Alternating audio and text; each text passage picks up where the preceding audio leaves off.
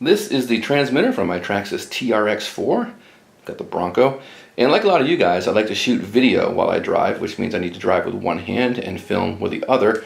And that's why we've got this thumb steer knob, which does help out. But it's not really ideal when you're shooting a video. You probably want to show off your best driving, not just the best you can manage with one hand.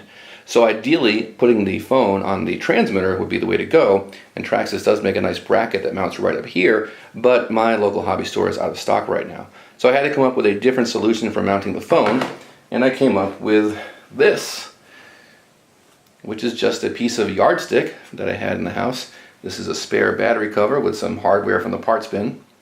The part that holds the phone is the clamping part of a selfie stick that I got at Dollar Tree.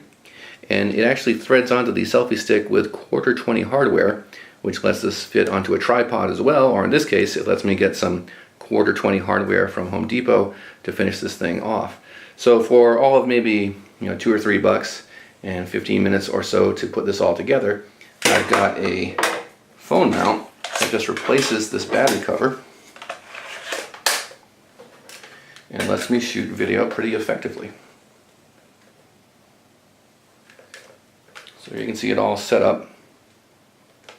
Now if I need to angle the camera or the phone down or back, I just need to tilt the whole radio, which isn't ideal, but again, for a $2 makeshift thing, it's not bad.